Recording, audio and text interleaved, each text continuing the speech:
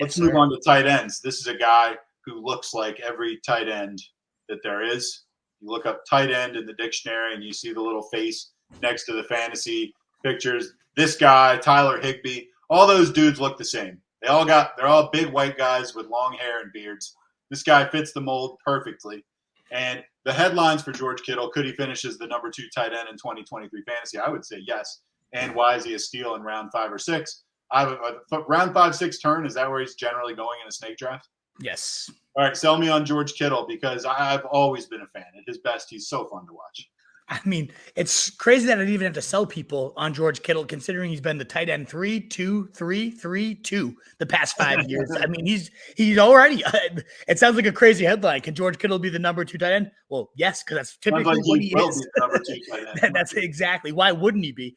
But I do think there's upside to be like honestly closer to Travis Kelce tier than the next tier below him, given how damn good he was with Brock Purdy last year. There's only 5 regular season games with Brock Purdy versus 10 without Brock Purdy at starter. In those 5 games with Purdy, he averaged 18.66 points per game. That would have been more than Travis Kelce last year, which is nuts. And that includes a game, his first start with Brock Purdy, he only put up 6.8 points because they were destroying the Bucs. They didn't even have to throw it. After that, with Brock Purdy, he went 25 points, 30 points, 12.3 and 18.9. So it wasn't just like, oh, he had one 40-point day and that's really buoying the stats. No, not at all. He had 80% of his games as top 12. And honestly, the only reason the first one wasn't was probably because they just were kicking their ass so bad they didn't have to throw it anymore. So 2 of his highest scoring weeks, actually the 2 highest scoring weeks came with Brock Purdy and then in the playoffs. 5 catches, 95 yards against the Cowboys. Wasn't like it just stopped at that point. So I think this could definitely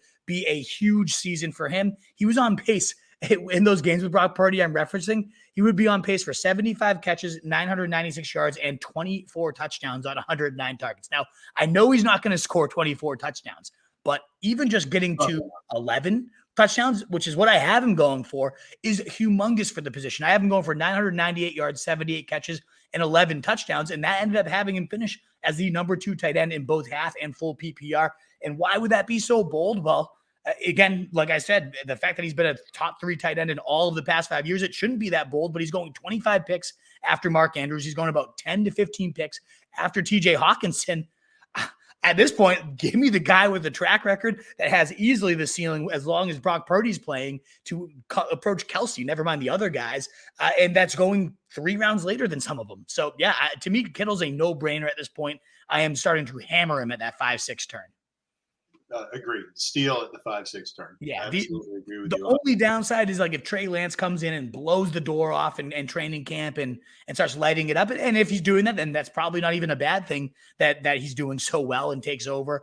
I really do. This is kind of dependent on Brock Purdy being the quarterback, though. He has been horrible, George Kittle, with Trey Lance, and only a couple starts. It's not like Trey Lance has gotten extensive work, so I don't put too much stock into that, but I do put stock in the fact that Brock Purdy loved this guy, and in particular, loved him in the red zone and loved throwing deep down the seams. I know very well because he eliminated from a fantasy playoff game because it was a Thursday night game against the Seahawks, and he just smashed them. I had Ayuk.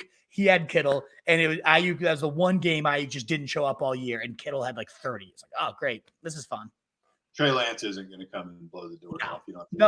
And that's another point, too. I think we talked about this on the projection show. Like a lot of the rumblings, everyone kind of looks at like Purdy as this low ceiling, can't really elevate a passing game. He's just kind of dinking and dunking and getting it done. A lot of the talk so far from beat writers is like this offense is starting to open up even more because Kyle Shanahan has his guy and he loves Brock Purdy.